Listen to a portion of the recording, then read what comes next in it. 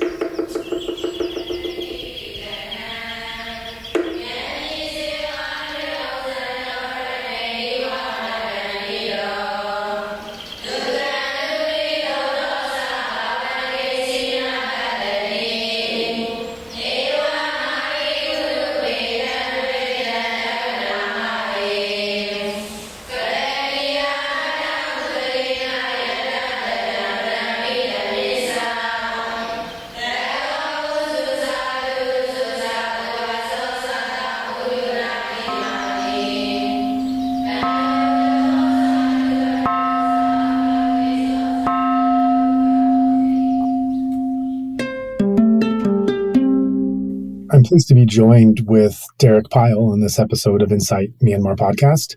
Derek has been a Theravada meditator for a number of years and was engaged with Alan Senauke on the Buddhist Humanitarian Project, which was centered on relief towards the Rohingya community several years ago. We'll get into this and much more on the topic of meditation practice in the West and engaged Buddhism in general. With that, Derek, thanks so much for joining us on this episode of Insight Myanmar podcast. Thanks for having me. It's really good to be here. Yeah, so let's get in first to your background in spiritual practice and meditation before looking at some of the social activities you've been doing and engagement in the world. Can you share a bit about what led to an interest in Buddhism yourself, and then what forms of practice or traditions you went to take on as a practitioner? Sure. So I was raised in a Buddhist family. My own ancestry is European American, but my parents were followers of Thich Nhat Hanh, and so there was they had a weekly sitting group in the tradition of Thich Nhat Hanh that met at our house in the suburbs of the California Bay Area growing up. And so that was, I remember like the eating meditation was my favorite. I think I would join the Saṅghas when we got to eat a cookie very mindfully. I would come and sit in. And I remember visiting Plum Village as a kid and seeing Ty speak when he came to visit Spirit Rock, also in the Bay Area, kind of in the earlier days of Spirit Rock. This is in the 90s, and then for myself, I really started to engage with the practice more deeply when I was a teenager. I think when I was 13, there was this is now kind of the early 2000s. There were meditation retreats for teens being organized on the West Coast that had kind of started on the East Coast. And at the time, the Buddhist Peace Fellowship were the ones holding that. Folks like Temple Smith and Diana Winston and I think Marv Belzer. And so I sat my first meditation retreat, which was tailored toward teens. So it was a mixture of silent practice and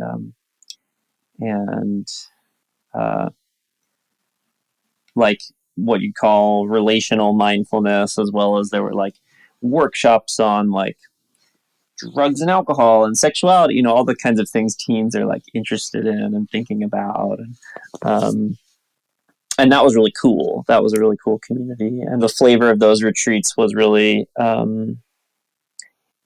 really inspired by I think folks like Temple and Marv, I remember hearing them just tell these really beautiful stories of time spent in Burma practicing. And I also really connected with a teacher there named Heather Sundberg, who was authorized to teach in a Thai forest. She's a lay teacher, but authorized to teach in a Thai forest lineage. And so that became kind of I practiced really closely with her for a lot of years, and then eventually found myself just kind of checking out a range of different teachers and traditions, and lived with a Tibetan monk for a while, and all these different kinds of things. And, but these days feel kind of most at home in the community around Alokavihara, which is a Bhikkhuni monastery, a forest monastery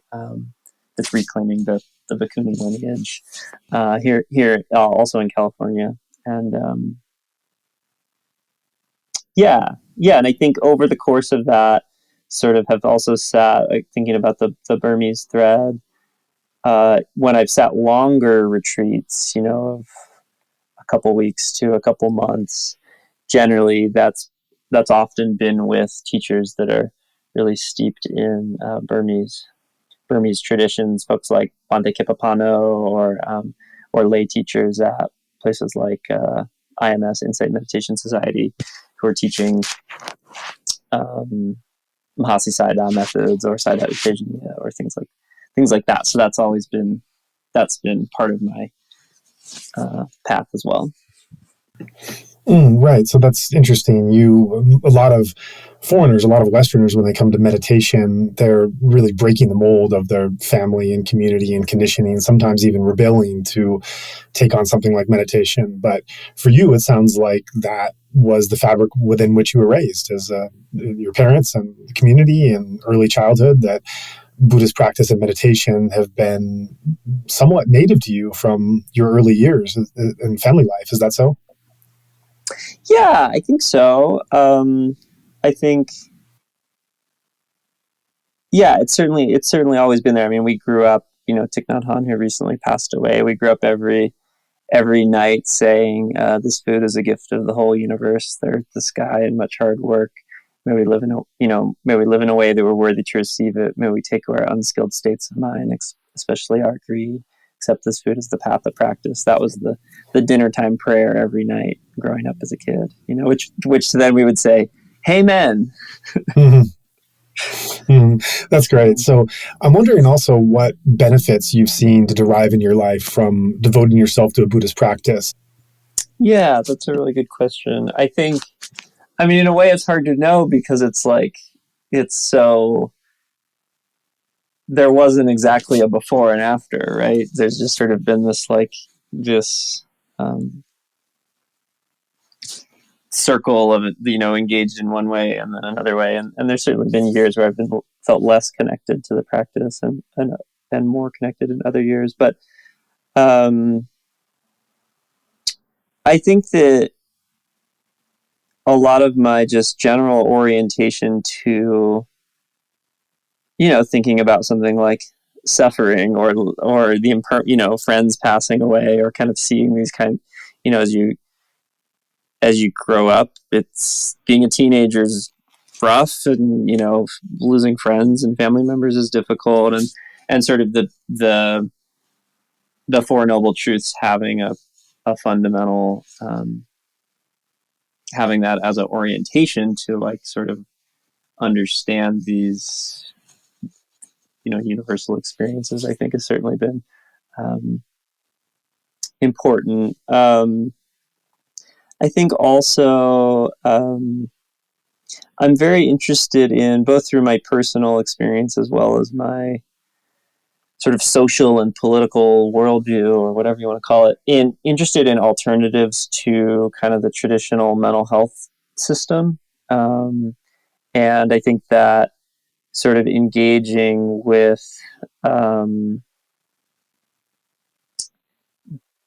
being connected to this tradition that goes on for a couple thousand years, and it's a way of thinking about the heart and mind, but is not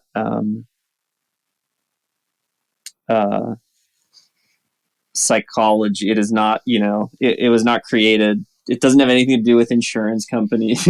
Nobody ever heard of Freud or Skinner, any of these sort of traditions that have influenced, like the U.S. mental health system. I mean, of course, now there's a lot of interest in mindfulness, but really a fundamentally different orientation toward thinking about the mind and heart. And I think also, I think for me, I've always been really motivated by sort of I don't think capitalism's working out too good. I don't think like this sort of endless consumerism is working out too well or making people happy.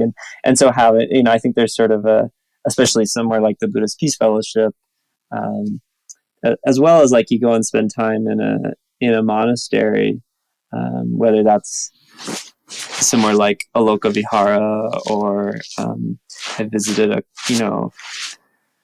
a couple like Thai, more ethnically Thai monasteries that are here in the States. And it's just a very different orientation, to be able to go and visit a place for a week or, and there's work to be done and things to be done. But no one's like, there's not a bill at the end of it, or there's not a bill before it. Right. So the practice for you was never just a practice that was on the cushion, but it had these elements of economic, political, social, psychological, emotional, in addition to the whole spiritual aspect. These were all kind of intertwined, it sounds like. And that leads to the next question, which is looking at engaged Buddhism. What has been called, the term capital E, capital B, has been called engaged Buddhism in the world. And this is something that you mentioned working with Alan Senauke. He's been quite at the forefront for many years of coining and developing and enacting this term of engaged Buddhism that I think is probably understood to varying extents by other meditators and Buddhists, and perhaps even disparaged by some that think it's not real Buddhism. But the term, I think, means different things to different people. What exactly is meant by engaged Buddhism? So for you, how would you come to define what engaged Buddhism is for you? The orientation I've always had towards Buddhism is that you have the part on the cushion, and then almost a way you put that to the test, right? Like if you have these, you put the fruits of your practice, you sort of check them out in the world by like, oh, do I actually have this equanimity or whatever, and I think that's very much that was very much always just been the orientation. I think that's really strong in the Thai forest tradition. Someone like Ajahn Chah, and I think Ajahn Jimnian, who's Heather was part of her lineage, and then true in sort of the lay Dharma scene. I think people are into that kind of thing too, and certainly in the teen meditation world that I was introduced to because of that relational mindfulness and stuff like that. Again, it's really in there. But I think engaged Buddhism, if someone came to me and said, what is engaged Buddhism? I think it would also include this sort of lineage and history, like these relationships that have been built over time and these groups. So like that would certainly include Thich Nhat Hanh and his work, and then his kind of like cross-pollination with people like Dr. King, right? There's like this relationship and history there in the U.S. civil rights movement and the resistance to the Vietnam War, like, and his role. And, there's like history and lineages there. And certainly Alan Senauke would be included in that. And I think like the sort of Bay Area Zen traditions, which Alan is a part of, would be in there too. Like I think of I had forgotten, I was a hospice volunteer for, I don't know, maybe a couple years.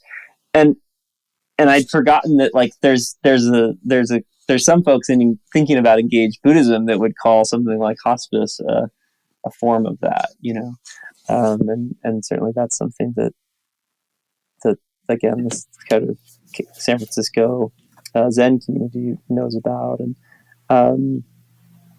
yeah, I think it's this history and lineage of people who are either using Buddhism, sort of, you could organize within Buddhism for peace or justice or healing or any of these kinds of things, like Mahagosananda after the Khmer Rouge in Cambodia, thinking about how do we move forward as a country, and I think using Buddhism within that, and then I think there's other folks that sort of, and I would certainly include myself in this when I'm out involved in, I'm involved in like a street outreach project here in Southern Oregon that's working with unhoused folks, and Buddhism informs me in doing that. It informs my worldview, and I'm not out there giving out Buddhist tracts or anything, but it's sort of, there's Buddhists who through their practice get inspired to do X, Y, or Z things that we might call engaged. That's what comes to mind for me. Right. And I think for some practitioners in the West, some have come to see meditation more as a solitary pursuit. And I think one can go into the historical roots of that a little bit with the how so many practitioners came to Buddhism, to meditation, by these intensive silent retreats that were often heavily focused on sitting. And so their conception of the practice has really been something that is inside, that is solitary. I think one of the things that really shaped my initial practice and understanding or believing this was a phrase of the teacher by saying something like, you've been having your eyes open throughout your life, and now during this practice you're going to have your eyes closed and for the first time look within. And I just took that so much to heart, to mean that I had kind of been wasting a lot of my life, that had been always looking outside, seeking things, grabbing onto things, being interested in things. And I think there was a tendency, and I don't think I'm alone in that, in being more inward as a reaction to how much one was living outside before. But then as one goes on, it starts to, the entire practice has the danger of becoming strictly a solitary pursuit, and not so much looking at where it's taken outside the cushion, or there's some limits or boundaries insofar as one is able to sit, and how far it goes. And so for you, it sounds like from the beginning, this was never really a problem or never really an issue. It sounds like the way that you found it and the way it was introduced from your parents and your community, and as you mentioned, there's no real before and after with you, as there certainly is for me and for many others, with the way you were raised. But your practice did take on a certain kind of priority of being not just on the cushion in the practice hall or walking meditation, but in your own solitary nature of it, but also in having this outgrowth of being engaged and being involved. And so why do you think for you particularly it developed in this way, which is quite different from how it's been for many other practitioners, where it has, as in my case and many others, it's brought them to be more inward facing, more focused on the solitary, and then having some years later to look at where that balance lies in? Yeah, that's a good question. I think, I would say for me, it's come and gone in waves. I think my own path has felt more, I think it's maybe a Rilke poem that is like, I live my life in concentric circles or something like that. I seem to recall like sort of maybe Joanna Macy talking about that sort of is. But so there's been these sort of this flow where my, certainly sitting a month-long silent retreat, I'm not it's very much closing the eyes, and things like that. And I've really loved the time I've been able to spend in practice like that. But one image that comes to mind, I remember the first monastic that I really remember. Well, no, I guess he wasn't the first, but one of the moment I remember, the first time I remember really kind of being inspired by someone in the robes and being a monastic, and was this monk who had who had uh, actually connected through the little sangha that met at our house, and then ordained at Plum Village with Thich Nhat Hanh, and I remember seeing him come back to visit in robes, and thinking that was really cool, and just like being really interested in his shoes. He had these biodegradable shoes, which I thought was really cool. And I was like 12 or 13, but this monk, I don't know what he ended up changing his name a couple times, so I don't know what name he's using these days. But he, after spending a number of years at Plum Village, he said, he decided, he basically took a vow that he would go into a hermitage, and not come out until he was fully enlightened. And he, through the kind of Thich Nhat Hanh community, he knew a man who had some property in Vermont that I think had been close to that community. I don't know the total history, but he lived there for years and years and years. And as far as I know, I visited him once. We've lost touch, but as far as I know, he's still there. And so, like, that, like, to think about that, right? That sort of journey of, like, there isn't. Thich Nhat Hanh is sort of, if you think of 20th century engaged Buddhism, his name is, that lineage and what he represents is certainly up there. But then you also have a monastic from that tradition being so inspired through the path that he's practicing there, to then take a vow like that and really, really go for it. I mean, it's sort of, it just doesn't feel as, I know for people, I know there's people have lots of, I'm not saying my perspective is the only one, but from my vantage point, it's just always seemed like you could do one or the other, and they're both good.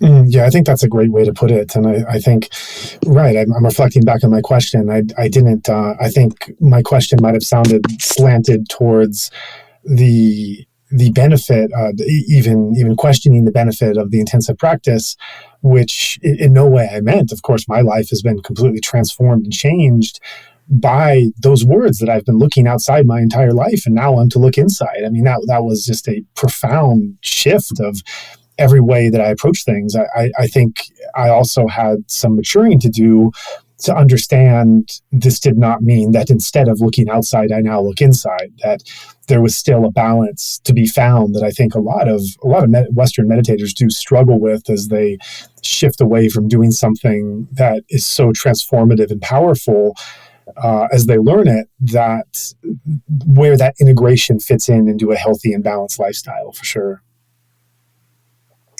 Yeah, and I think for me, practicing with Heather Sundberg for a lot of years, I mean, I think this was, and she, like a lot of lay teachers here in the States, has had a number of different teachers, but really was really close with Ajahn Jumnian for a number of years in Thai forest tradition, who's sort of a wild man, and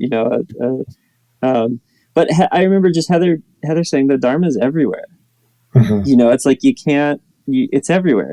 And her, and I think her, and passing along, like, Ajahn Jumnian's perspective, that it doesn't really matter if it's this form or that form. And so saying the form's not what's important. That's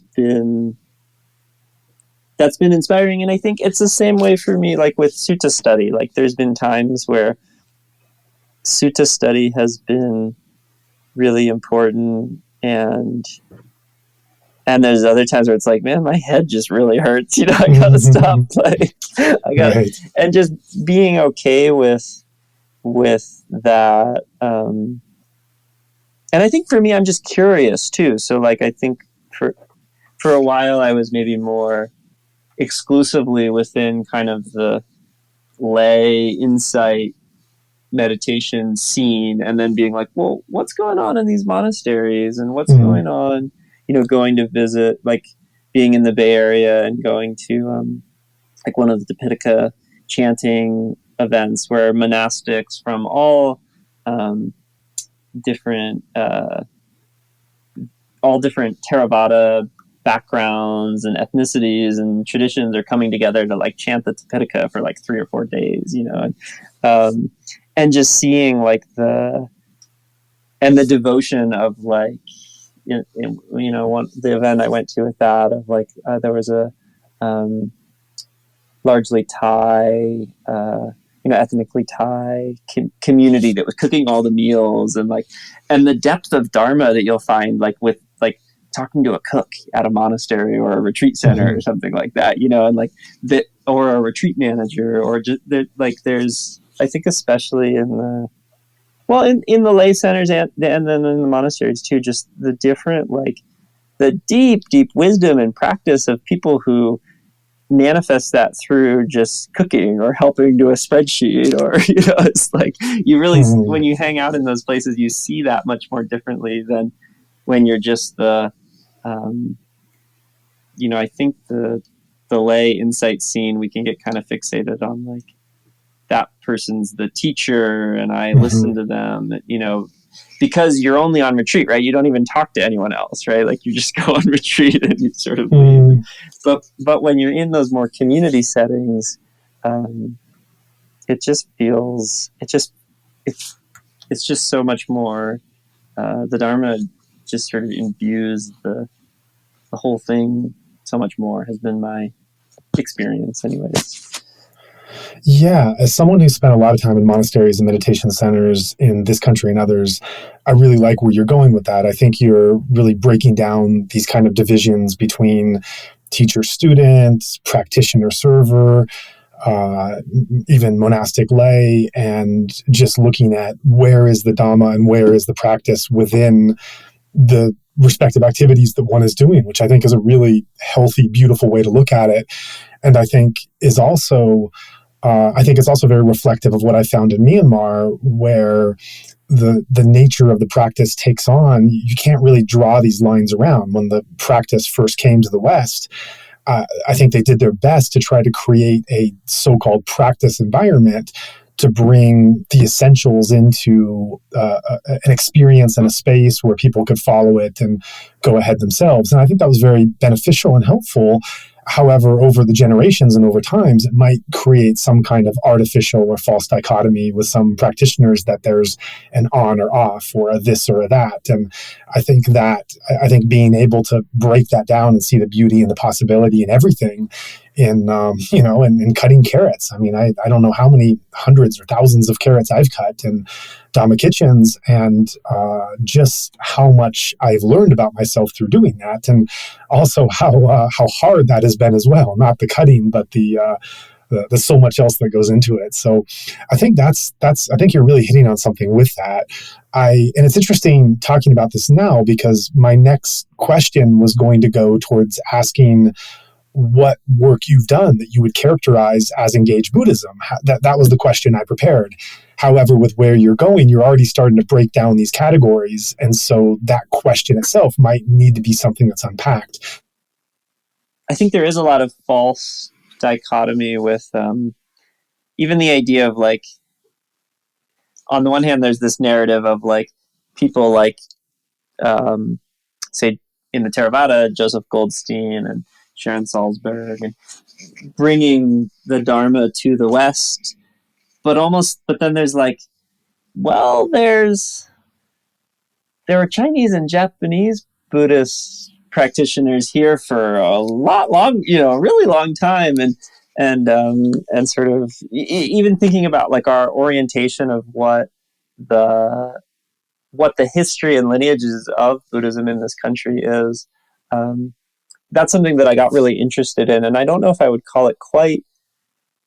I don't know if I would, I wouldn't. Well, whether I would think of it as sort of engaged Buddhism or not, but that alone has been really interesting. I got really I took on a research project that ended up being just an article for Lion's Roar, sort of looking at this of like thinking about sort of race and the histories of Buddhism in the States, and specifically looking at like meditation. We have this sort of myth that only I don't know, only white people or only Westerners, whatever that means, or whatever, meditate. And if there's Asian American Buddhists, they don't meditate. And it's just not true. So that's been sort of learning about that and educating myself about that has been a really interesting way of understanding lineages and trying to share, I try and share some of that with people. And I think kind of ties into the importance of us, which, as you certainly do, is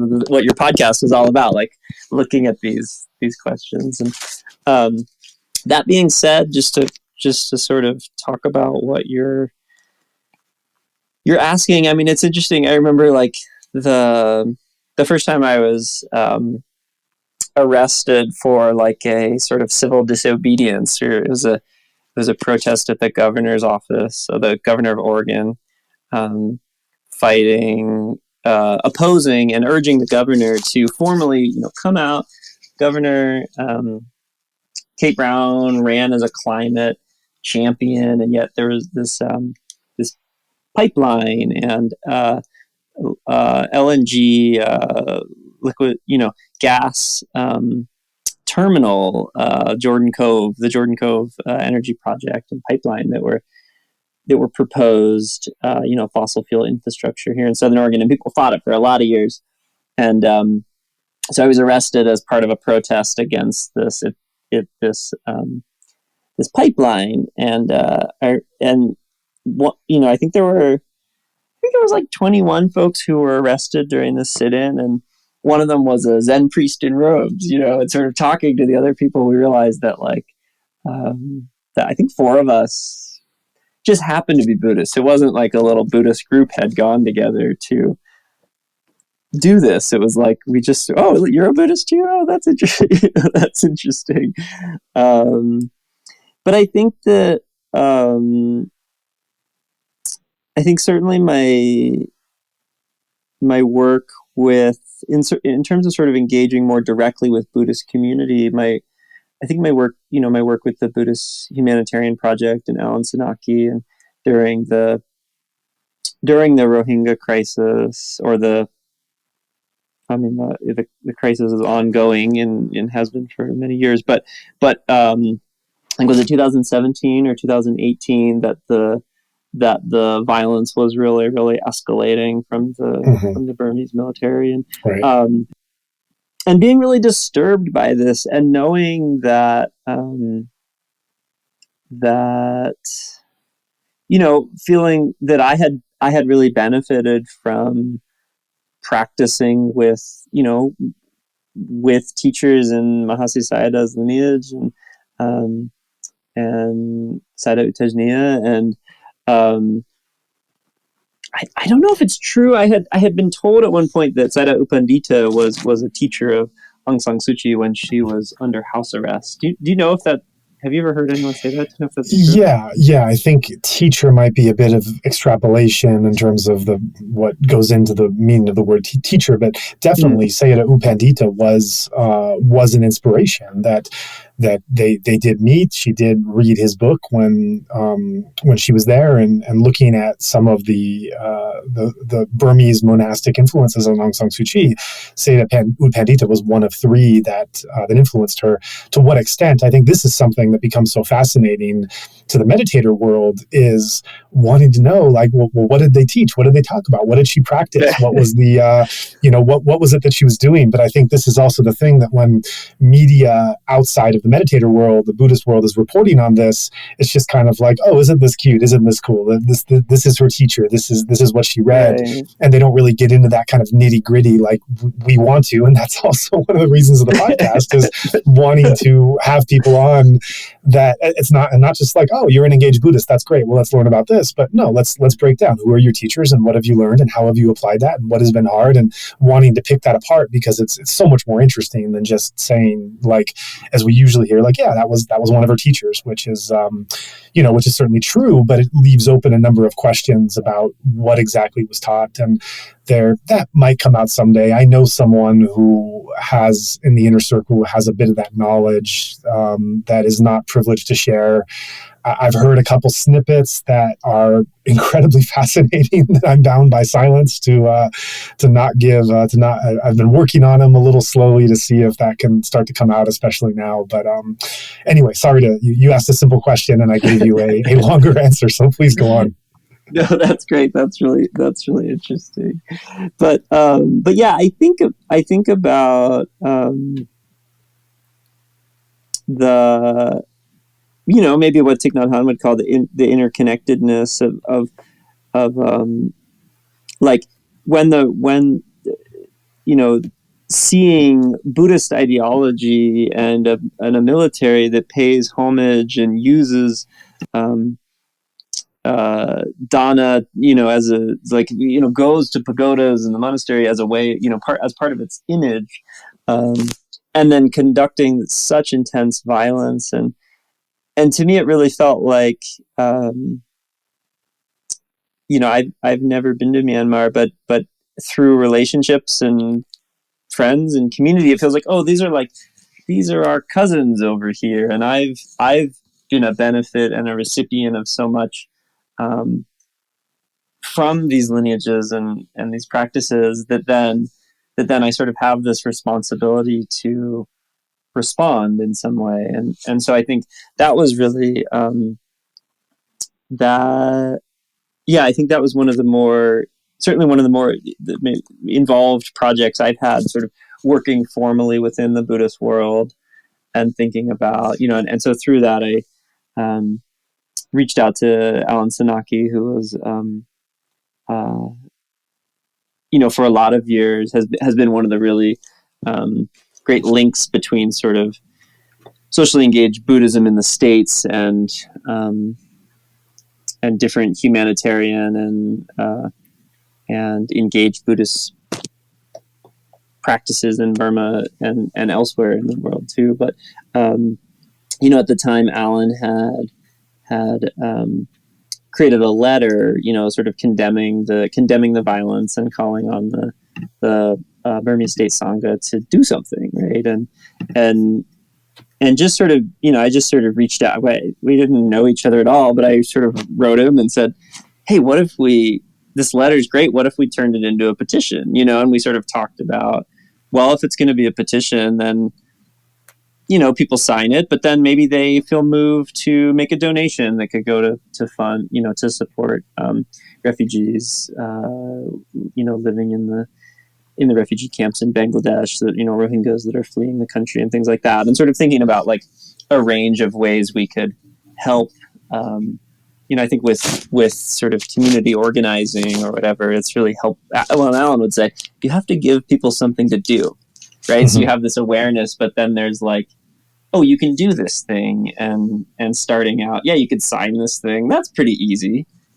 Most people can sign something. Mm-hmm. They have the time to do that. And then I haven't really come across much discussion, like Buddhist discussion of transformative justice, but I feel like it's the ideas about karma. There are ideas about karma and interconnectedness and causes and conditions, and that I think are really interesting. Like and hatred does not cease by hatred, right? This teaching from the Buddha. Like, what are other ways you can't beat violence out of somebody, right? Or things like that. I think for many people in the West, meditation and spirituality are, to many, are private pursuits in one sense. It's often been remarked in general that religion and politics are sensitive areas and not suitable for really any kind of family get-together or sit-down meal, things that are often avoided due to the touchiness of them. So what I'm thinking is, while you've personally chosen to connect your Buddhist practice with these wider social concerns, other meditators have not. And my question is, do you think that it's fair game and just simply a personal choice, depending on the individual, the type of practice they're doing, their tradition, their teacher, that it's really up to the individual to decide if they have that firewall and have that kind of their own practice according to that desire to want to keep it away from all the stuff in the world? Or do you think, on the other hand, that there's some degree of social consciousness and engagement that is really necessary and important on some level of practice, and that if one is not engaging even a little bit in that direction, that it points to something not quite working in the practice? Where would you land on that? Yeah, I think it depends. I think someone, I think if someone is up in a cave, up in the hills, and really like, I'm going to do this. I'm really gonna leave the world, and I'm really gonna go deep in a more hermitage kind of setting, and or I'm really going to dedicate myself to the monastic path, and that looks, obviously the monastic path can look a lot of different ways, but for instance, I think someone saying electoral politics, that's not my place, that's too much or whatever. I think there's ways in which I have a lot of respect for a lot of different folks engaged in, what I think those we would call more solitary pursuits. Some of the, certainly living in a cave, right, or living in a hermitage that's really secluded is. I think, on the other hand, if it's like let's create a new form of capitalism where we're relentless to our workers and are, if it's like a tech company that's like, we're going to work our workers to death and our products are going to be made using sweatshop labor where people are, like taking their own lives to get out of it, right? Like some of the things we've heard about Apple and iPhones, and but all of our executives go on meditation retreats, and we're sort of going to use mindfulness to sort of like grease the wheels of capitalism better, or something like that.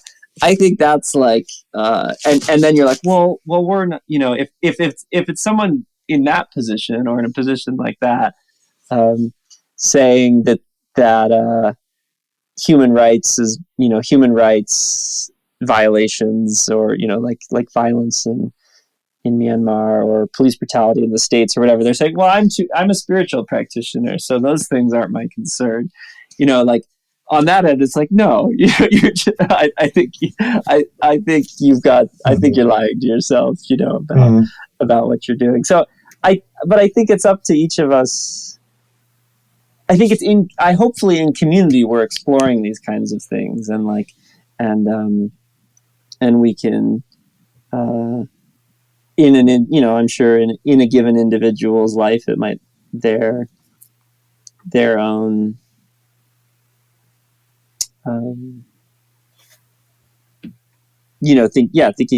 thinking for myself, like there was a time where I was really into crystals, sort of gems and minerals and things like that when I was sort of in my early 20s, and and then at some point it was like, where do these come from? What's going on in the process of extracting from the earth that's creating these? Does these really fit with my values? I think it's like, I think we can be in conversation with our own values, and just sort of figuring it out as time goes on. But I think there certainly are lots of ways to practice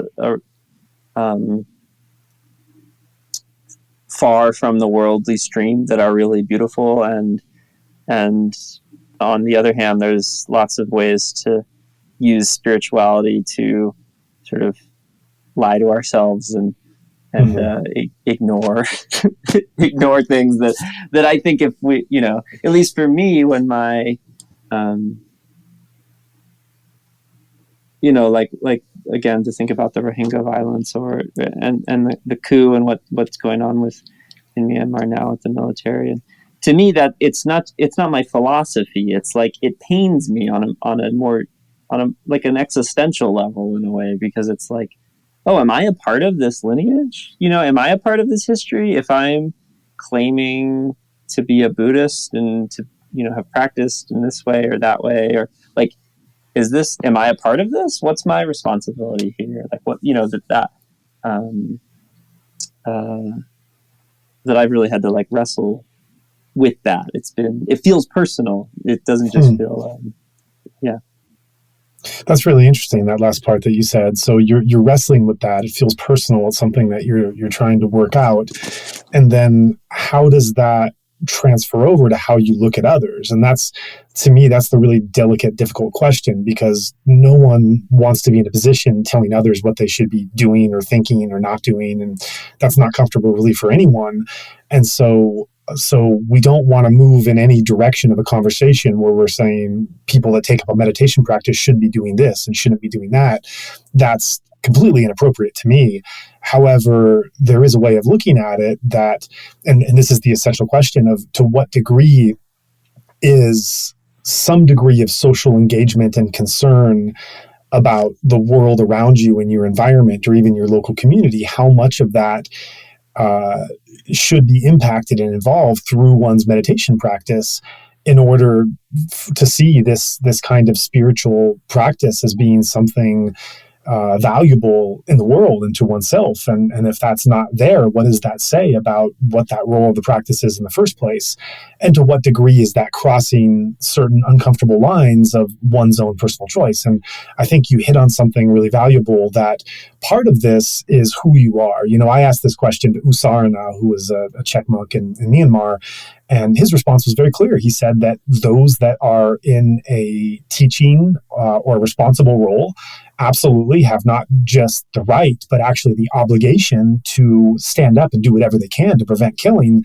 Those that are in a role of studying or practice or meditation, not so much. It's okay if they're trying to continue with their Buddhist development and not involved so much. So I think who one is very important in looking at the equation. And what, as you said, if someone is in the world, is in a cave and living quite a monastic life, bent on striving for the highest levels of liberation, like, yes, there could be a reason for not engaging with this or that.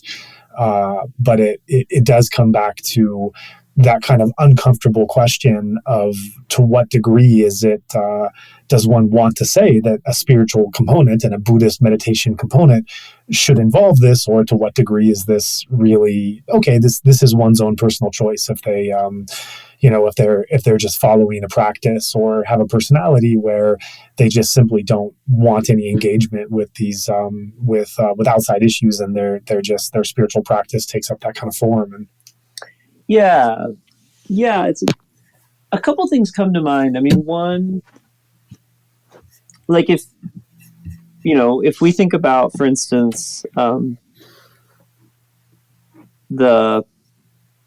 going on in Myanmar with the coup and the military and the people's resistance, and which I find the resistance really inspiring. But if we think about that, if we say, okay, I want to help, I care about this issue for whatever reason, me, Derek, or me, Buddhist practitioner, this has got me going, and like there's we could go out and say everyone should care about this, and if you're not, you're doing it wrong. And I think that's, you're like, that doesn't quite feel right. But I think a different approach would be just making it exciting and accessible, right? So I could go to my local Saṅgha and be like, hey, we're going to show this movie, and it's a really interesting movie, and you're going to learn more about this. And at the end, if you feel moved, you can sign this petition, or like presenting it. You can present something and make it interesting and compelling and accessible without it being dogmatic or lecturing, right? So that's sort of one thought there. And two, I think that, I can't think of the sutta offhand, but the Buddha does list in the Pali Canon somewhere. There's a list of like qualities that a spiritual friend embodies, and I'm thinking one of them is that they're open to feedback. I think this like giving and receiving feedback is like actually listed as sort of a quality of like a spiritual friendship. And so I think there's also a difference too in terms of like, I think how close we are with a person and what our relationship is, and what certainly for me, if there's ways in my practice or in my life that I'm really like missing the mark or just not being honest with myself, I hope that my friends, and they certainly are sometimes, but that they can take me aside and be like, hey, I think you're kind of off the mark here, and share their own perspective in that in a way that's hopefully supporting both of us kind of growing together. I think um, um, if I was in a predominantly white Sangha that really valued relationships with the police, for whatever we do, police community engagement days, I don't know. And then if they sort of are taking a position there, right? Like if a Sangha was flying say a Blue Lives Matter flag, which I think is the police response to Black Lives Matter, right? You're sort of sometimes you are taking a side, or a community is taking a side, in which case I think engaging in like critical discussion and even, some of this gets into too, like thinking about what's called, nonviolent direct action, thinking about like, which is some, what we sort of think of with the U.S. civil rights movement. And I remember talking to Alan Senauke about this and talking about direct action. He's like, direct action is a way of applying force that is not violence. So it's a way of applying pressure and force that's not violence. And I think there are times where we might decide to use tactics like that to because it's, if you're sort of saying, like, if we were to think about I just saw a report that teak wood, right? Teak wood being exported from Myanmar, and there are U.S. companies that are importing this, and some of them are going around sanctions, right? Like existing sanctions from the U.S. So they're not legally supposed to be buying this wood, and these sanctions are related to not funding the military and not funding the violence in Myanmar. And I think we might decide, that I could see Buddhist practitioners or whoever, folks that want to be in solidarity with people in Myanmar, saying this situation is so extreme, this money funding the violence is so extreme that actually we do need to kind of like apply some pressure to these importers of teak wood, right? Like and how, like, we do need to tell them what to do, essentially, right? Because it's wrong, right? We're like, no, like, I think there are times where it makes sense to pick up, to use a tactic in advocating for social change that does involve more direct pressure like that. And if it's me lecturing my family members at the dinner table, and they don't actually care about these, it's like, it comes off pretty weird, and it doesn't make for a great dinner. But I think I think we should be open to kind of a range of tactics of if we're thinking about social change and we're concerned about social change, thinking about a range of tactics. And maybe there are times where a more confrontational approach actually, like if you were to say, get a bunch of people to blockade a teak factory and shut it down for a day, no one actually gets hurt by doing that, right? Like, no one is dying from that. But you could say this pressure is actually important because it's taking a stand against the violence that this company is funding, I don't know. I think it would be interesting to see more in this moment of the incredible violence being perpetuated by the military in Myanmar. I think it would be really interesting for Buddhist community and others, anyone wants to kind of think about that, to be thinking about what are the things we could do in the States, what are the ways we could apply pressure what are the tactics? What are the different approaches we could take to really think about how we might intervene in a way that actually that reduces violence, right? Like that reduces the human rights abuses, that reduces the monasteries in Myanmar being disrupted by airstrikes, right? Like you can't. It's pretty hard to meditate over there if when there's, I can only imagine with airstrikes going around and things like that. So, anyways, that's Yeah.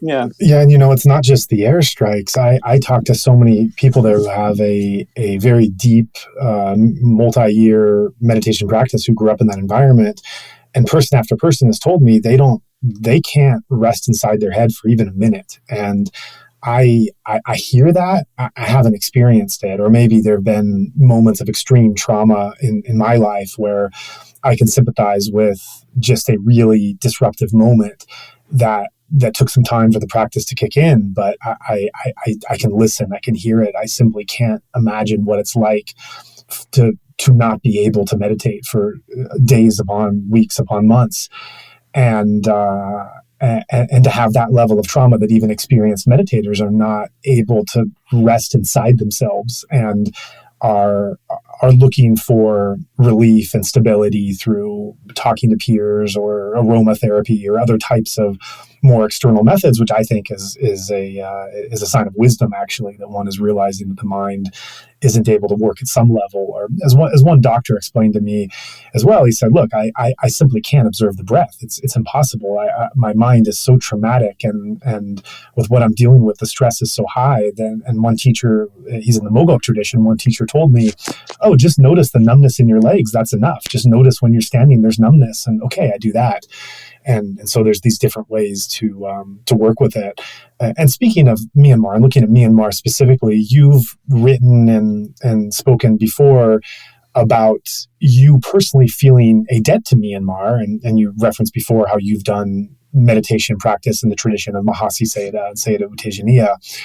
And beyond your personal debt to Myanmar, the wider practitioner and, dare I say, mindfulness community also has some kind of debt to Myanmar at this moment. Can you expand on your thinking of what you mean by that debt? There's a sutta where the Buddha is discussing the debt one has to their parents, right? And it's for those of us who didn't grow up in a nuclear family, which I did, but for folks who didn't, it might not quite translate. But the metaphor is you have this incredible debt to your parents, right, for being born. They've given you this human life, and it's like if you carried both your parents on your back for years and years and years and years. Like even then, you wouldn't be able to repay the debt. But if you shared the Dharma with them, that actually would, right? And the sort of idea that the Dharma is priceless, and all of these kinds of ideas.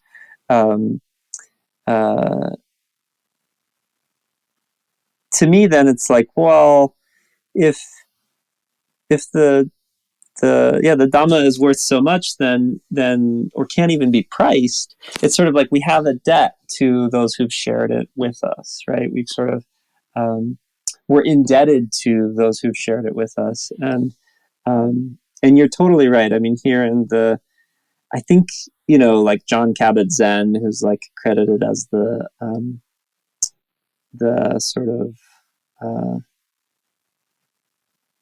originator, I guess, I don't know the term, but of mindfulness-based stress reduction, which is like the basis of so much secular mindfulness practice. I think I was interviewing Joseph Goldstein for Project Johnson. He was like, yeah, John had that idea while he was on retreat at IMS. I don't know the full story, but it's like that's a pretty strong link, to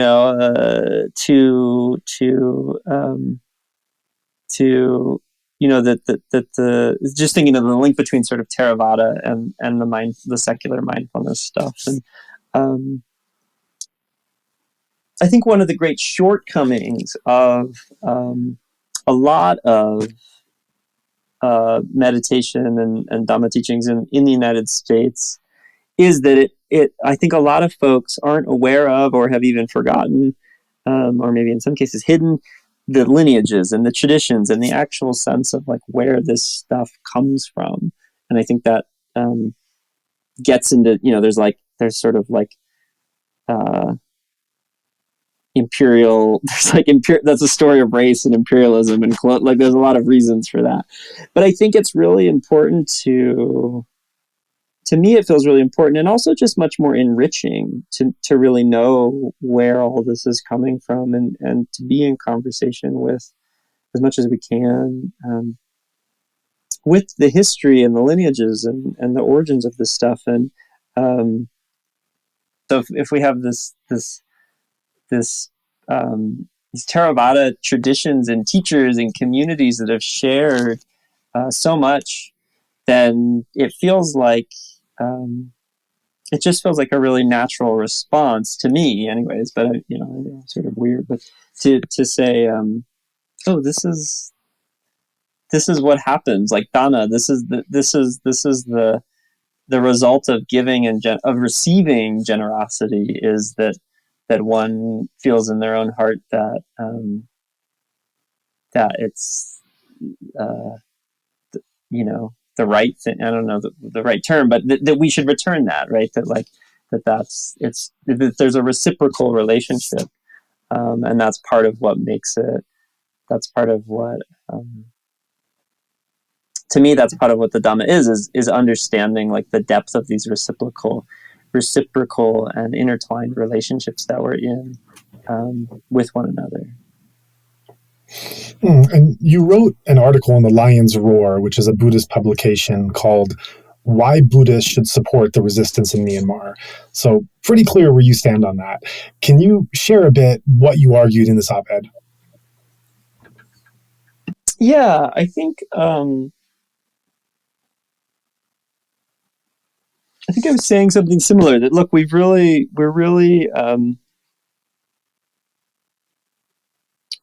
intertwined. If you're a Buddhist alive today in the United States, chances are your practice is entwined in some way with Burma, and that could even just be that you sort of the increased popularity of Buddhism right now, right? I think like the Burmese traditions have contributed a lot to like the fact that you can 10% happier. Is he a CNN host? That you can turn on mainstream news and like see a piece about Buddhism, I think, or meditation, mindfulness. And I think so it's coming from there. And I think I think it is also about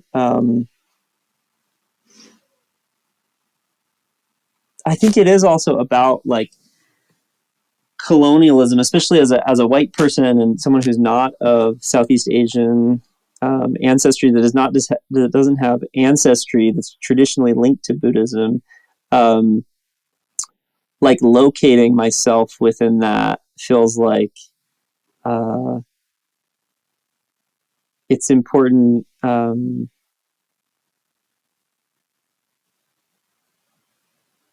It's important to remain connected as much as I can to these communities and these places that these traditions come from. And you look at like something like the United Nations and these sort of ideas of like that there are international, that there are human rights that we're thinking about internationally. And then when you also think about our the ways in which financial investments fund the violence, and like when you think about all of these ways in which we're connected, I think my understanding, and I'm sure you know a lot more about this, but it's like people really, really tried to stop this coup early on, and it was through the incredible civil disobedience movement, the CDM, and part of with the sense of like nobody, I don't think anyone wants civil war. I don't think anyone at the beginning of the coup was like, wouldn't it be great if in 8 months we could launch a people's defensive war in response to this? I think I imagine people are like, let's stop this coup as soon as possible so we don't have to do that out of a place of desperation. And I think, my understanding, like looking at a group like Progressive Voice Myanmar, who I get updates from, and their sense of being, look, it's really the international community's inability to sanction and respond to the coup is what's forced us as people in Myanmar to have to fight, like to have to launch a people's defensive war, essentially, and like that it's like it's because our backs are against the wall, and we haven't had the support to do this other ways, and so I think it's thinking about our sort of like inactive. What is the effect of our what is the cumulative effect, right, of Buddhists in the United States not being willing or able, for whatever reason, to support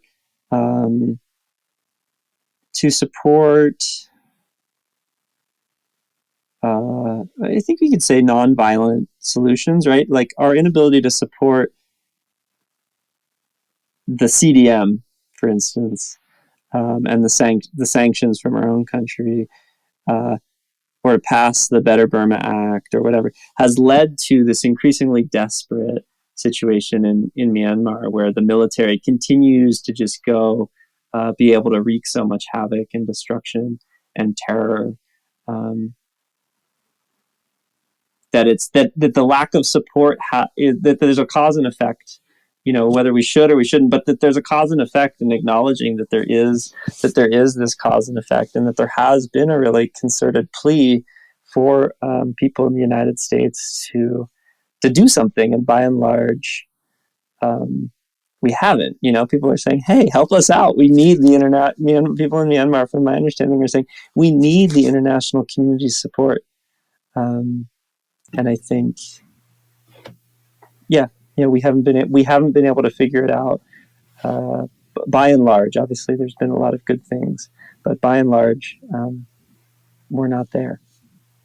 Yeah, no, we're absolutely not. And you characterize the history of the past year correctly, that the Burmese people went out and protested in a wide range of creative, nonviolent ways, from the civil disobedience movement to protests in the streets to almost a festival, carnival-like atmosphere to, and then when things got more serious, they had slow driving day or drop your vegetables in the street day, or things that would just try to impede the normal runnings of society to non-violently and creatively show that they weren't following along.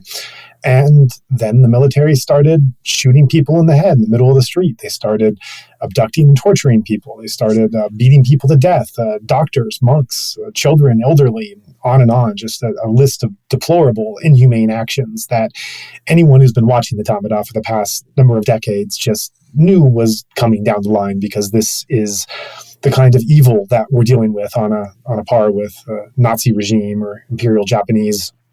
And so we're now at the point that there have been some groups that have taken up some measure of armed resistance, whether that's actually going through training oneself, or whether it's supporting in any number of indirect ways.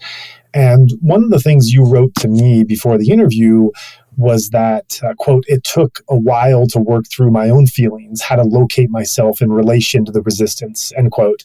And I presume that when you're speaking about situating yourself in your understanding of the resistance, you're speaking probably more about the armed resistance than the nonviolent part, which obviously you're a major advocate of. This has been something incredibly challenging for Buddhists and meditators everywhere to determine the role of some kind of a defense, a right to protect, that when faced with such evil, as you listen to, that was the subject of most of my interview with Bhikkhu Bodhi, is where those lines fell.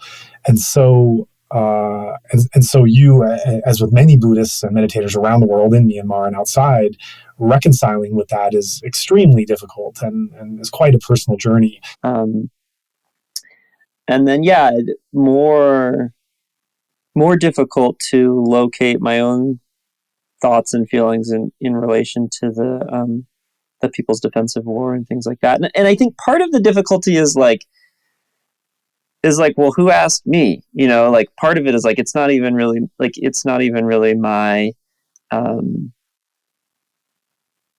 like, well, who cares what I think? You know, I'm not the one living through this, right? Like none of this is about me or my own values or even the people I talk to on a daily basis here in the United States that, that are not involved in these struggles. But I think, in general, one of the things I find myself wrestling with, there's a book called Full Spectrum Resistance by an author, Eric McVeigh, and he looks at all of these different resistance movements, like sort of and including, say,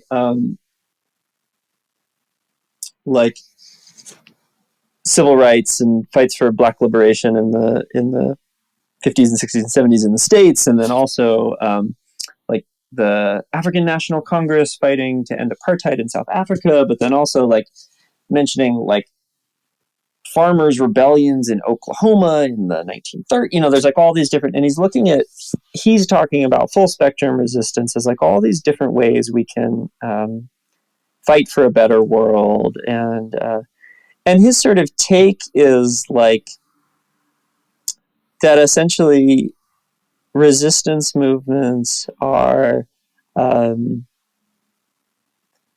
more effective, right? Like more likely to sort of win. I don't know, more likely to create, to sort of create a world that folks want to live in and push back against causes of violence and oppression. He says resistance movements are more effective if there is an amount of armed resistance, but not the that can't be the overwhelming. That can't be the main tactic used, right? Like if it's the main tactic used, it just leads to these really horrible, like think about the Khmer Rouge or something, right? Like that's a terrible revolution. I don't think anyone wants that kind of revolution. But that a degree of armed resistance actually makes mass mobilization more effective. And like, I think part of my own wrestling is I think I actually believe that that's probably true, but I don't want it to be true, and I don't want to be one of the people doing the armed resistance, and I don't want. I don't even quite know how to situate myself. Like, what is a nonviolent resistance movement, and does that actually exist? So I picked up this book because someone like Dr. King is in the States. He's like the epitome of this, right? He's like, we can overthrow our oppressors, but non-violently. And I think often that's used to then sort of say, and anyone who's not doing that, you're doing it wrong because you should be. And there's other, I think there's a lot of folks who've sort of pointed to, is that really the history? Like, is that really what happened in the civil rights movement in the States? And so I picked up this book, This Nonviolent Stuff Will Get You Killed by Charles Cobb, who was a field secretary for SNCC, the Student Nonviolent Coordinating Committee, active during the civil rights movement in the South in the United States in the 50s and 60s. And this whole book, he's also quite a renowned journalist and an African American man. And his premise is that sort of the civil rights movement used nonviolent resistance as a tactic, right? Like voter registration. He tells stories of people going to voter registration, and that like this old grandma, she's going to vote, and she would say to one of the SNCC organizers or whatever, here, hold my gun while I go to the courthouse, right? He's saying that actually in the South, in Black Southern culture at that time, guns were very much a part of it, and Black people being armed as a way to protect themselves against Klansmen doing night rides. That was just part of the culture. So actually, while there was someone like Dr. King giving these really eloquent speeches, which even him, by the time he's sort of like the end of his life, he's inviting Stokely Carmichael, who coined the term Black Power, to be there. And, when he's giving the speech against the Vietnam War, I mean, his own positions are changing over time, and more complicated than history sometimes leaves it. But I think, to get back to this, it's sort of like there were leaders in the civil rights movement who really took really firm, principled stances around nonviolence, and their rhetoric was really rooted in that. But at the same time, the rank and file members had a whole range of perspectives on what they thought was effective and not effective and necessary. So it's sort of like, does one of the places I've come to it is like, does this, it's a question and I don't know the answer, but like, does this quote unquote nonviolent, can we do socially engaged or politically engaged or fight for liberation, sort of people's liberation? Can we do that and only, what, like, is it sort of a myth to say that you can do that and never be associated with anything that involves violence? And I think when we think about like the uprising for Black lives in the last couple, last summer here in the States, and people are like, if you use 911, if you call the police, their perspective, folks in the sort of fighting for Black liberation today, many people's perspective is like, there's this sort of inherent violence going on around the way police target Black communities and of course many other communities as well. And if you call 911, you're sort of supporting a system of violence, and like, so there's sort of these questions around like, are there neutral nonviolent positions? I don't really know. It's just sort of, I don't really know as much. But I think where I've landed in specific relationship to the struggle in Myanmar, it's like I can writing an article like that. It's like I can support people raising awareness about the struggle in Myanmar and what's going in Myanmar. Like I can write an article. I can help, in the small, like we can help, like we thinking more collectively, we could help fundraise for people who are having, help fundraise for like humanitarian needs, right? Like medical supplies that people aren't able to get right now because of the disruption of people's daily lives. We can pressure our legislators to support the Burma Act, or for folks in the international community and other groups to recognize the legitimacy of the national unity government, or for the UN or the international courts to recognize, the legitimacy of the unit. Like there's all these things that you and I, and that I know you're doing much more than I, like that we can do that don't involve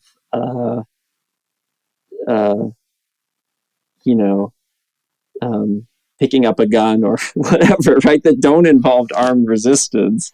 And it's sort of like it's so it just feels less, my overall feelings on the situation and the People's Defensive War. I remember I was talking to a couple friends in Burma, they're Burmese, and saying, well, and I said, this was before the People's Defensive War had officially sort of been launched. And I remember saying something like, well, yeah, I don't want a civil war to break out. I was sort of talking about my own values, and and I just immediately felt so dumb, you know. I mean, they were because they're like, they don't want a civil war to break out. It's not like they're excited about a civil war, you know, but people feel the necessity of their survival, you know. And as you mentioned, like I can only imagine the the realities folks are having to live in right now, you know, like knowing that, like, yeah, knowing that people who are out in the streets demonstrating have disappeared in midnight raids and are being tortured, and, you know, like and not knowing if a friend is actually passing along information, you know, to help support these midnight raid, like just these horrific situations that people are finding themselves in. And there's so many different ways that we can help and support the resistance or humanitarian aid or just awareness. Like there's so many different ways we can engage with these issues. It's still a moving target. I would certainly say that it's still an unfolding series of questions. Right. And I think one of the things I talked about in my discussion with Alan Senauke was the idea that some of these so-called nonviolent movements, like with Mandela or Martin Luther King or Gandhi, the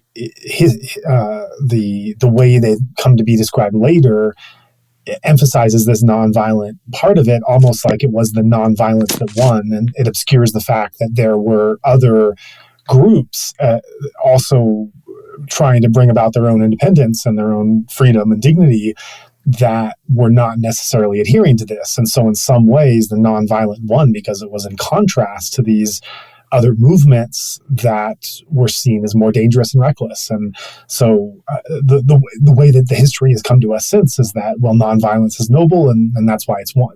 That's why it won. And so it's a bit more complicated than that. Also, from talking to other to activists that are engaging in Myanmar and finding different ways to do it, they have discussed, as you said, no one wants a civil war. And I've heard time and again, tell us what we can do that we haven't done. Tell us what we have not tried. If there is a suggestion that can be short of an armed resistance, tell us what that is, because we want to do it. And of course, they're left entirely to themselves. There is very little international support at this time beyond statements, and it is hard for any observer to think of what they haven't tried. In my I had 2 podcast discussions with Bhikkhu Bodhi, and there were certain moments where he would say, "Well, why not do this, or why not try this?" And I would then give him examples of ways that this was attempted and failed, and that this was also not a viable option. And it was a rather heartbreaking conversation, because we ended with silence. We ended with no real thought of wisdom left for how a nonviolent ethical stand can proceed, given the pure evil they're against. And so I think even if we're not involved directly with the struggle, it's not a question, are we going to take arms or not? It's not even a question for the Burmese, are they going to take arms or not? Because I know many people that are supportive very indirectly of what's going on. I think it's really a mental kind of attitude to take on. Where do I stand with this? Where do I situate? Not so much what do I do, but what do I feel about it and how do I respond? Me as some random white dude living in Oregon calling up people in Burma and saying, "Hey, have you tried this, or have you tried that?" Or doing that on Twitter or whatever. It's like, well, there's definitely stuff in the States we haven't tried, right? Like the reports that Justice for Myanmar, Justice for Myanmar has been doing these, as I'm sure you know, but just to kind of say, they've been doing these really incredible reports on the financial, like who's financing the Burmese military, right? Like where's that money coming from? And here are the companies that are extracting teak wood, and here's who's importing it to the States. Here's I think they had some of the freight lines that are shipping it, right? Like, here's who's then taking that and manufacturing it and turning it into like a product that consumers can buy. And I think we certainly could like think about ways to put pressure on those companies more. Like we could think about, okay, if I'm living in Los Angeles and here's the port that's importing this, I could flyer the neighborhood, I could do petitions, I could get together. I think like Ruckus Society has a lot of interesting materials around like campaign organizing that can include direct action, like include just a range of tactics. And we could say people could decide to, people could just do any number of things to like put pressure on these. You could go to the store selling these teak furnitures and put a sticker on every single one that says, "Did you know this? This chair funded genocide," right? Or like whatever. Like there's a lot of creative ways people could think about this that we're not doing, and it kind of puts the question back on us of like, what haven't we tried, right? Like as the kind of the international community, what could, if we're really concerned about this issue, what more could we try that might be helpful, Right. And that leads to these questions of what can we do? What can someone in Oregon or anywhere for that matter from a distance do if to engage? There's obviously there's a reason to engage. This is a terrible thing happening, and people might be stirred to movement listening to this and to want to do something. What range of actions could you suggest that people could take on who care about the issue? One is just raising more awareness about this, right? So like if we're part of a Saṅgha or on a college campus, or maybe we write a letter to our newspaper, like there's all kinds of different ways you could raise more awareness. Flyers, stickers, like whatever. But just keeping this on people's hearts and minds, right? Like as the our news cycle, right? Like there's a lot of news, like there'll be moments where there's a lot of news. And of course, when the coup first started, there was a lot of news from Myanmar, but just keeping it in people's awareness, like this is still going on.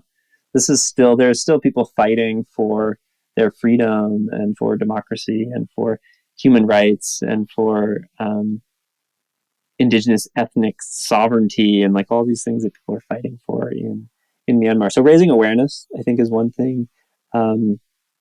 And then, of course, anytime you write a article or something like that, it's always good to give people a next step, right? So I think like fundraising is another really simple, relatively simple thing to do. Like I know this is something you've done a lot of that's connected to the podcast of raising funds. And I think that's something, so like a Saṅgha could host a movie night and then at the end of the, about, a film about the struggle in Myanmar. And then at the end of it, pass the hat and then get the money over there, right? Like those are relatively simple things people could do. I think another approach would be like a more legislative, kind of going more to legislative actions. So like I think there's a couple petitions right now pressuring the better. The Burma Act is a piece of in the states. It's a piece of legislation that's been proposed that includes both increasing sanctions against military connected I think individuals and organizations, and then also there in the Burma Act there's funding for humanitarian aid, and so that's been proposed, but it hasn't been passed yet. And so like one could, at the simplest level, you could just sign the petition and circulate that petition in your Sangha and collect a few more signatures for it. At another bigger picture level, let's say someone was working in a big retreat center or something, like getting that retreat center to endorse it, and figuring out a little bit more grassroots, like grass tops. Sometimes people talk about grass tops. It's like the bigger organizations that have more say, right? So there's that. I think there's also some of the other things I hear people asking for, and I'm sure you have have many other ideas, but like there's still the national unity government is the people's government, right? There's sort of this like fight for recognition who actually is in charge of Burma. Myanmar is sort of a question, like, does the military actually represent the people, or does the national unity government actually sort of have sovereignty, have legitimacy over the country? And so there are ways we could, again, a Sangha could make a statement saying, we recognize this, the national unity government, and then they could share that with their, local politicians or state politicians. But we as people could also apply this pressure. We don't have to wait for Congress to pass legislation.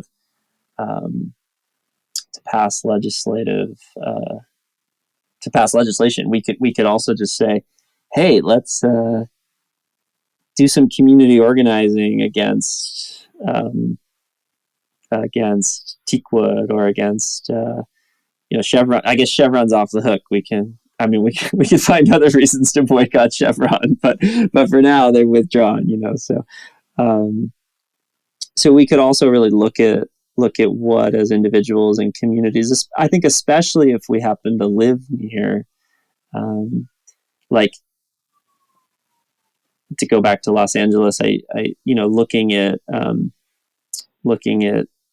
the I can't think of the name offhand, but if you look at this recent Teak report from Justice for Myanmar, one of the big companies there is, I think it's an import company, is located in Los Angeles. So if you had a series of Saṅghas, for instance, and a few community groups coming together to raise awareness within the city about that company, and maybe people are also doing some protests at the physical location, really like applying some pressure there, that could potentially be an effective, all these military regimes and violence run on, like they have to be funded pressures. I think the things you're talking about are more like political economic, which are great and involve a certain degree of awareness and knowledge, and knowing the factors and conditions that are leading to empower the Tatmadaw to try to take those down and bring awareness. And I think that's wonderful. I think there's so many different pathways and ways to engage, though. Financial donation is obviously always helpful. But what I keep coming back to is something that so many Burmese have told me, and that's just the human connection of kindness, just to check in with friends that are there, ask them how they're doing, how their day was, let them know that you're a safe person, that you have time and space for them, to listen to them, have a good day or a bad day or hard things they need to talk about. And I think simply showing up is so powerful just on its own, and doesn't involve any money and doesn't involve any real self-education. It's just simply being there for someone who is facing a difficult set of circumstances. I think that is a way to support, and should not be overlooked, and something that we hear time and again from people over there, how alone they feel, and how helpful it is to know that someone is thinking and caring about them personally and their country generally, on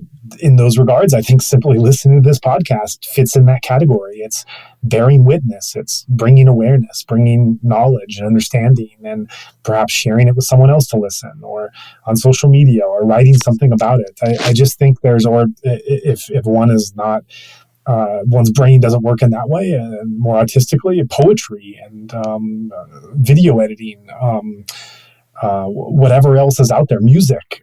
There are so many creative ways to be able to contribute. And I've seen so many of them, from a cafe, the New Moon Cooperative Cafe in Olympia, Washington, which purchased a number of the artwork that was for sale, and from the art auction we did in New York, with the proceeds going to humanitarian missions. But beyond the financial contribution, they are a cafe, and their mission that's committed to speaking out against injustice and oppression. And so, looking away from just the financial support they've given, to have a business that is also educating people on what is going on there and standing by them, so wonderful and valuable. And I've just heard so many creative stories from so many people and businesses and individuals and initiatives, anything from bake sales to magazines to film festivals to poetry readings, whatever, that I think that once one makes the decision that one wants to engage,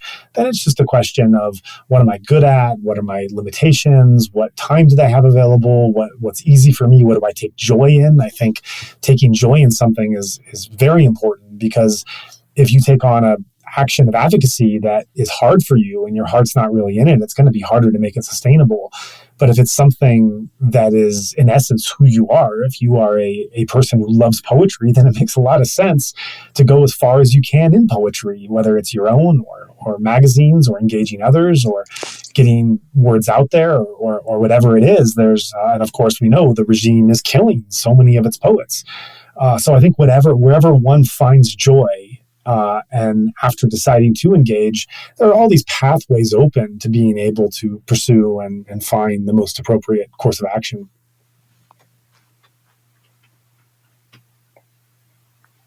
Yeah, I think that's great. And I think, it kind of goes, like, when we think about to think about social movements, I think they're an ecosystem. And so there's all these different kinds of ways. I think, like the art auction that you were involved in, and just seeing the art, right? Like how vital art is to resistance movements and change and people's liberation, I think is a really great example of all the different creative ways that we can do these things. And this is a very large movement for resistance and liberation and democracy, and all. This is a huge struggle, and there's no one person in charge. And like, it's not like, for listeners that may be sitting there sort of thinking, well, I really want to help, but I don't. Am I the? There might not be anyone who comes and gives you the authority to make the art, or to bring the petition around, but it might be okay to just, I think in general, there is an ask that we here in the international community get involved. And it's just like, we can just, when I wrote to Alan Senauke, I was just a random dude, I had my own back, but he didn't know me at all. I was just like, hey, I think I know how to build websites. What if we turn this letter into a petition, and I can help build the website? And there's just lots of ways to get involved. Yeah. So the last question I want to ask is, you wrote previously that, quote, liberalism is well suited to take superficial Buddhist ideology and use it as an excuse for inaction, end quote. Can you share more what you meant by this?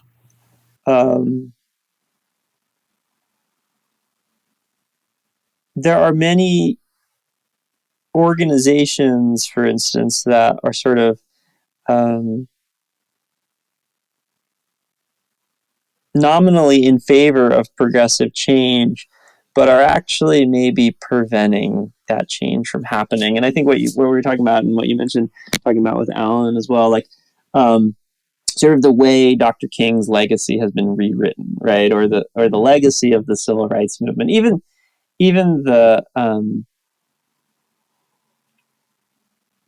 like, we could even we could even hear in school the history of the civil rights movement and think it was all Dr. King and not like these thousands and thousands of people, right, who like mobilized. And I think there's this like a liberal approach to social change can sometimes freeze people. I think like it can like it's again this idea that there is a neutral position, and questioning like, when is there a neutral position and when isn't there one? Like, there are moments where you have to pick a side. Like you're either, that's part of the idea, is like there are moments where you have to decide, okay, my friend is involved in the is going out into the streets. Well, and I know that this is illegal right now. Do I report them to the military and they might be disappeared, and or do I actually go out with them, or do I do nothing? Do I, that there are these moments where we're actually not neutral, that neutrality might not exist in the way that we kind of think it does. And I think that like, I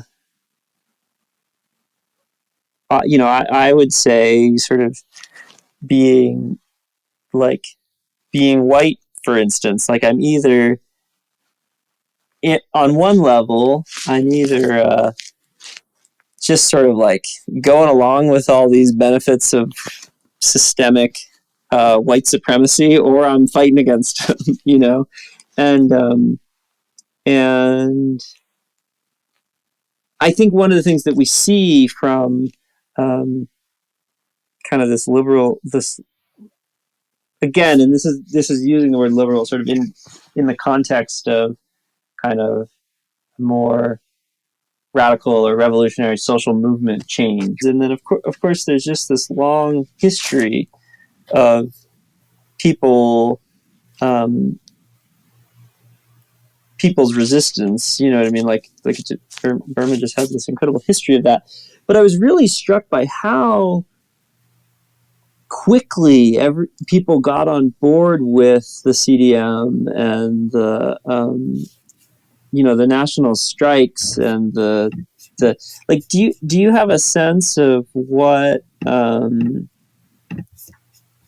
the States? There's people who talk about like Gene Sharp. Are you familiar with his work? Yeah. Mm-hmm. Yeah. So like in the States, there's sort of people that are like, if we just follow the Gene Sharp playbook, this is how we resist coups, and this works, you know what I mean? But do you have a sense of like what kind of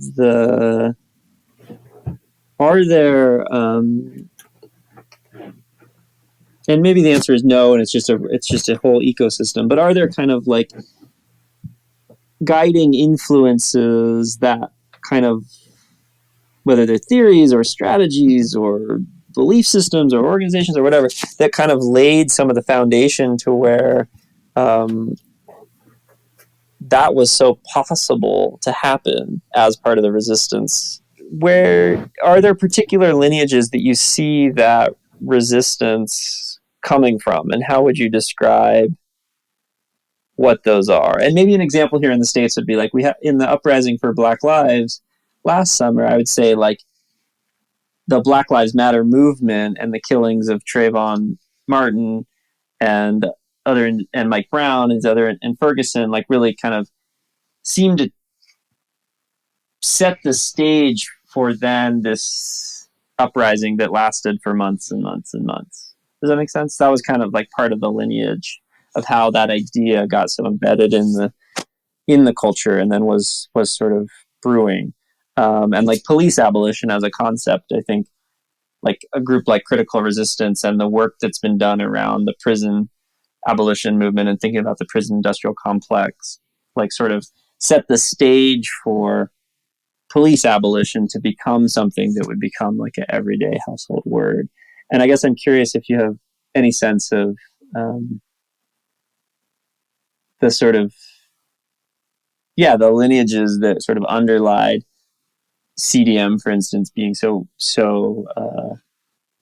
set the stage for that in the way that it was. Does that make sense? Well, I mean, I think all this stuff happened quite organically. I don't think there was any playbook for it, because this is a generation that never faced anything like this. And so they just went along, and, CDM happened because with the doctors were the ones who led it, and people followed and protected them and then followed their example. And I think the overall resistance movement has grown out of that, and has been, I think, in the annals to come, what the Burmese did as a resistance will be studied everywhere. And yet it failed. It failed because they are facing a fascist, inhumane, evil enemy that does not respect or is not cowed by any measure of humanity, and that and why the soldiers follow the orders would be something else to look at. Their conditioning and their belief in the fascist state, and in the importance of the Tatmadaw being able to provide the unity they purport to provide. But whatever the reason, their most ingenious ways of nonviolent did not work anymore. And I don't know what they possibly could have done that was not suggested. They did things beyond even anyone's imagination, what they could have done. And it was simply not respected, because, this is, I think when nonviolent movements are studied, the U.S., colonial England, South Africa, these are different systems than Nazi Germany or the Tatmadaw.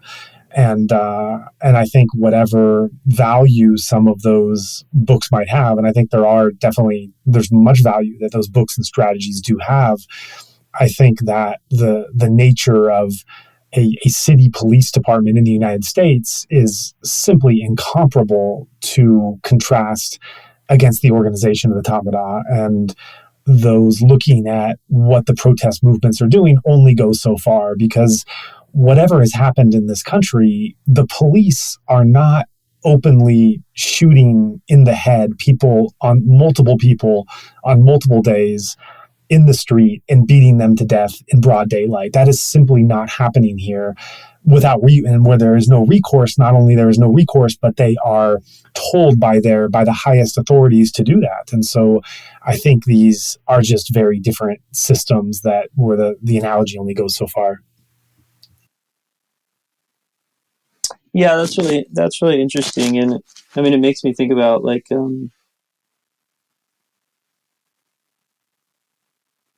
I think in the States, the folks that, the conception of folks who view themselves as anti-fascist and are like thinking about what it means to fight threats of fascism, that is maybe much more linked to like a rising, is much more linked to looking at things like Nazi Germany and like what it means to prevent something like that happening, which I think like you're saying, they are night and day differences between the reality of Myanmar currently and sort of what's happening in the States. I just think it's important that we all keep collaborating together and keep working together across, really across the ocean here, and then together, just to be just to keep figuring out the things we can do in all of this, and the ways we can support the really incredible, I mean, I just have so much respect and admiration for the courage and creativity and dedication that folks in Myanmar have that are resisting the violence there and fighting for human rights and fighting for ethnic sovereignty and all of these things. It's just I find it heartbreaking and terrifying that this is a reality people have to live in, and also incredibly inspiring that people are so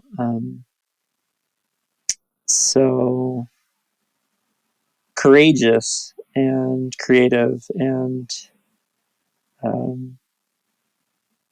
rambunctious, in the midst of all of that. Like, it's just really,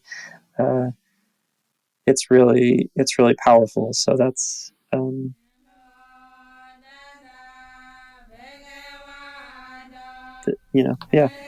think that's sort of the final thing I would say.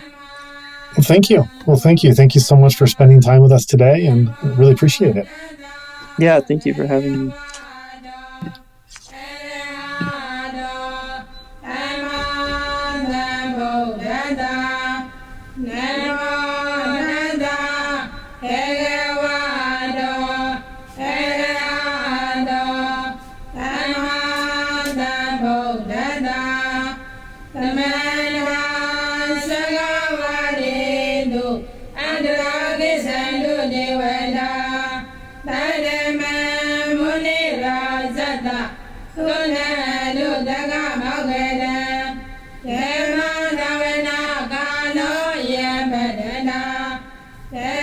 We want to present a special opportunity for donors who are committed to our show. While we want to stress that we greatly appreciate donations of any size, larger donations, of course, are particularly helpful. For that reason, we're encouraging donors with means to consider sponsoring a full episode for a one-time donation of $350 or more. Donations in this category can include a dedication, if you'd like, to a person or organization, as well as a quotation or expression. Or your generous donation can be anonymous. The choice is yours. In either case, it would give you the satisfaction of knowing that you enabled at least one more episode to be produced for the benefit of the people of Myanmar who have suffered so much at the hands of the military.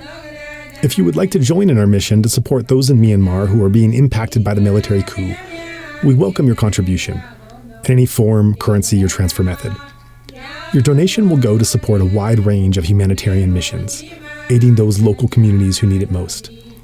Donations are directed to such causes as the Civil Disobedience Movement, CDM, families of deceased victims, internally displaced person, IDP camps, food for impoverished communities, military defection campaigns, undercover journalists, monasteries and nunneries, education initiatives, the purchasing of protective equipment and medical supplies, COVID relief, and much more.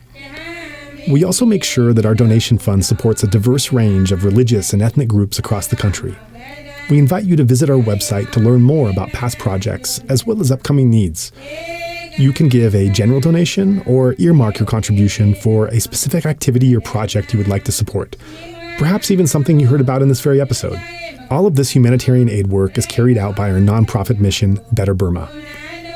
Any donation you give on our Insight Myanmar website is directed towards this fund. Alternatively, you can also visit the Better Burma website, betterburma.org. That's BETTERBURMA.org, and donate directly there. In either case, your donation goes to the same cause, and both websites accept credit cards. You can also give via PayPal by going to paypal.me/betterburma. Additionally, we take donations through Patreon, Venmo, GoFundMe, and Cash App. Simply search Better Burma on each platform and you'll find our account. You can also visit either the Insight Myanmar or Better Burma websites for specific links to those respective accounts, or email us at info@betterburma.org. If you'd like to give it another way, please contact us. Thank you so much for your kind consideration and support.